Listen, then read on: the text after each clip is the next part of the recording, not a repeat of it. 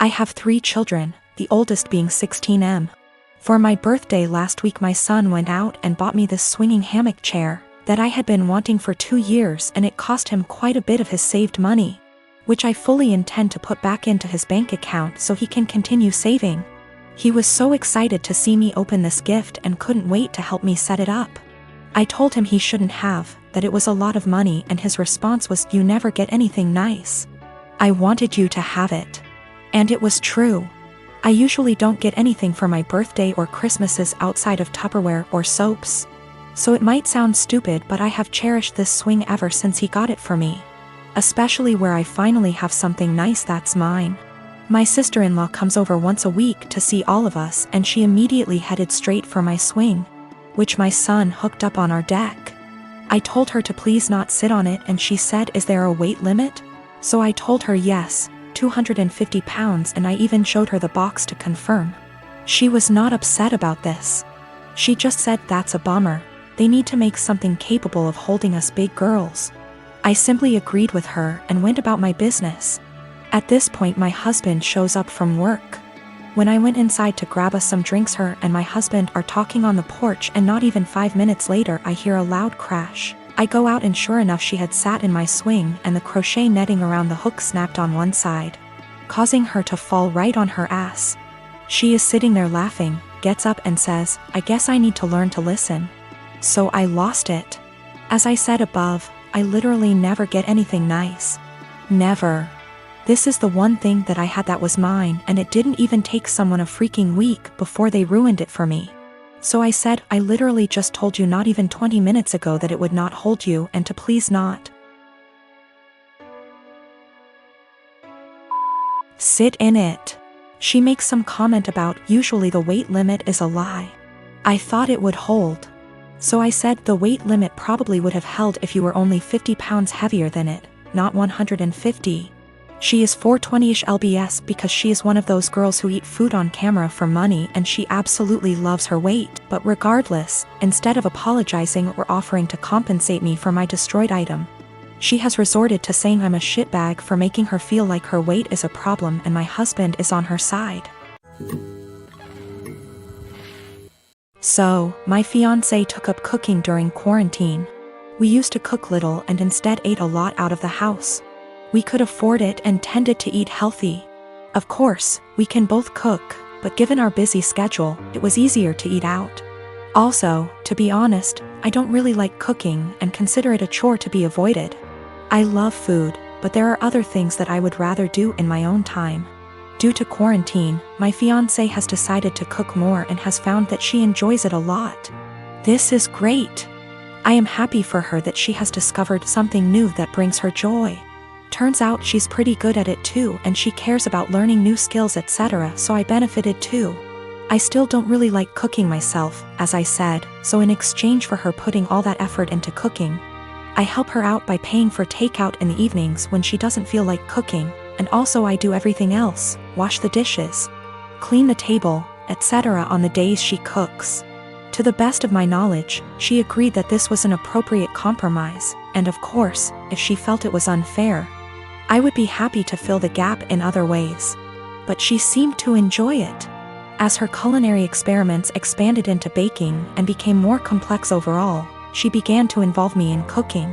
I would go into the kitchen to have a drink and check it out, and she would say, "Oh, could you help me chop this while I fry this?" Or something like that. I cut carrots for her or something like that, chatted with her about food, and then went back to my business. I didn't mind it at all. But gradually I became her sous chef, especially when she wants to cook food together. Keep in mind that her culinary experiments are complex and sometimes take 2 or more hours. So my whole evening goes into these culinary endeavors, and it happens several times a week. On top of that, she tends to boss me around in the kitchen and can be a little rude. As you can probably guess, we got into a fight over this. I told her that I don't like her attitude in the kitchen when I help, and I don't like to cook in general. I would feel better helping her if she wasn't so rude to me. But honestly, I don't want to spend 8+ hours every week cooking. It's not my hobby, it's hers. If she wanted me to take part in cooking, I bought everything or cooked something simple. She was very upset. She said it was unfair, that I was enjoying the fruits of her labor but not doing my part. And that cooking took 2 hours and dishwashing / cleaning only half an hour.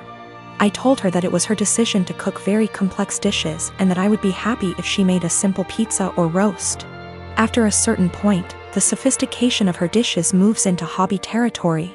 And I resent being made to feel like a bad partner because I don't want to spend a few evenings on her hobby. We haven't really worked it out. I actually bought / cooked my own food a few times so I didn't enjoy the fruits of her labor. But that seemed to upset her even more, and our refrigerator started to fill up with more leftover food than she could eat herself. Another time I helped her but told her I had to go on video chat at 8 p.m. and she got upset when I actually stopped helping, and left even though I told her beforehand. I'm afraid I told her somewhat caustically that I was not her sous chef to command the kitchen. I tried to discuss it with her again when we felt calmer. I told her that I liked that she found a new hobby. But it's her hobby and I can't help it and don't want to feel obligated to do it. She countered that it was not feminist of me to put the cooking on her and benefit from it without helping her. The feminist connection doesn't make much sense to me because neither of us used to cook much. And she decided to take up cooking herself, but of course I didn't tell her that. I told her that if she wanted to discuss the division of labor in our household, we could do so and come up with something new that reflected the fact that she now cooks more.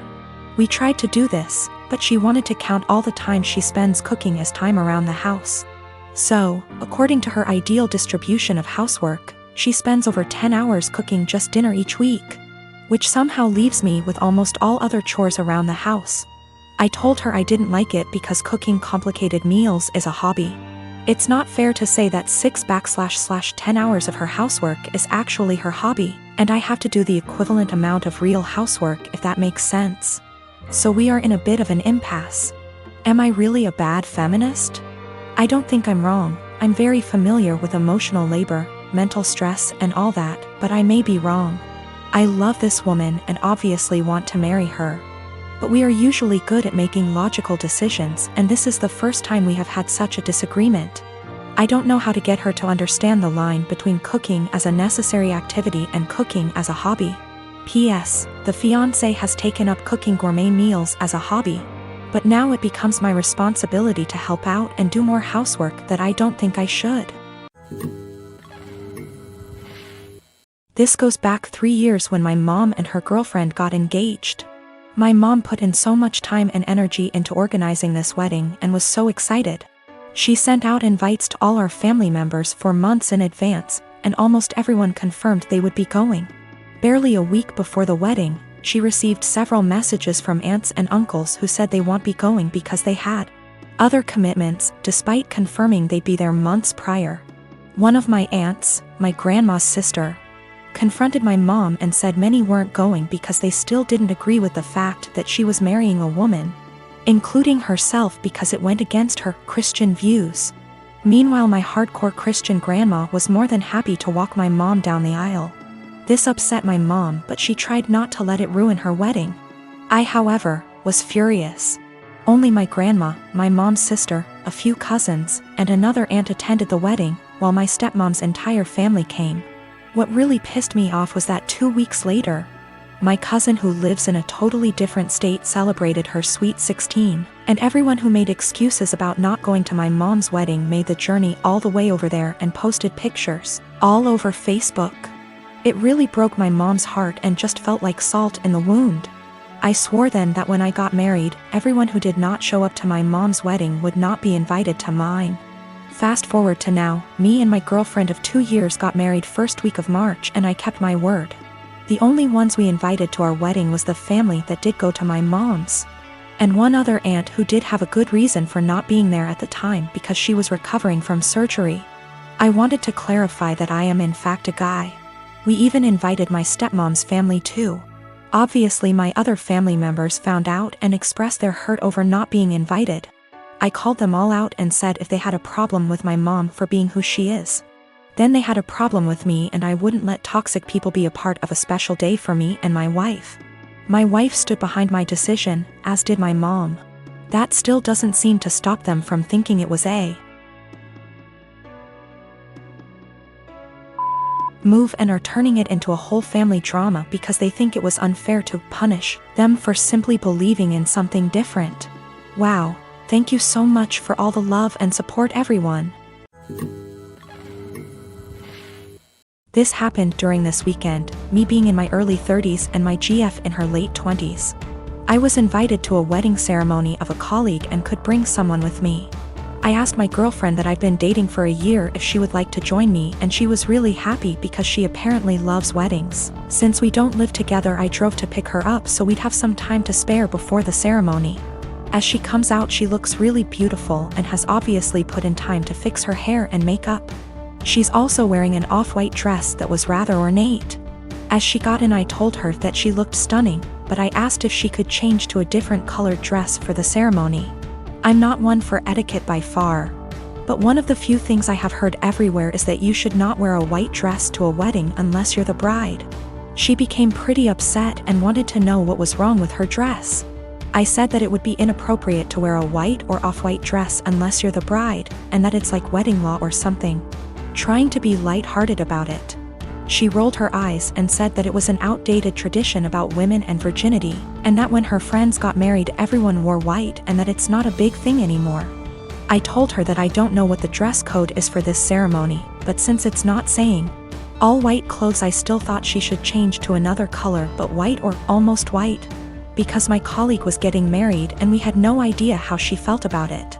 My GF became really upset and told me that I was trying to control what she was wearing and that it was abusive, which honestly made me really upset and hurt. I said something along the lines of, well, you shouldn't go to a wedding with an abuser then, and then I told her to off out of my car. She began to cry and wanted to apologize and give me a hug, but I just told her to get out, which she did.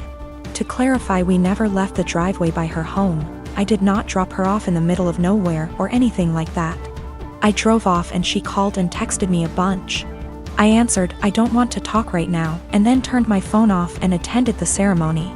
The bride was the only one that was wearing white, so I feel as if my gut feeling was the right one. When I got home, my phone had blown up by texts from her and her best friend saying that I was being inconsiderate and controlling, and should apologize for my behavior. I've vented to a few friends, most of them agreeing with me, but some have said that it was an asshole thing to tell her that she could not wear her dress, because it had nothing to do with me. I feel as if I was in the right since it was my colleague's wedding and it was better to be safe than sorry. But I'm also not sure if I was being an asshole about the situation. My girlfriend found out about the thread, don't know if she knew my handle, or just found it, and we talked over the phone. She apologized and I apologized, and it was a pretty good talk. She asked if she could come over, and I said no and that it would be best for us to go our separate ways. She got upset and asked why I wouldn't even try to work it out. I basically just said good. Bye. And then she said my was small, which actually made me laugh after what had been a pretty mature conversation, and then she hung up. I'm pretty sad about it. She really made me feel happy. I was hurt, but if she did think I was being abusive, it would be the right thing to do. And if she did not think I was being abusive and said it anyways, I would not want to be with her. So anyways, I think things worked out for the best for us both.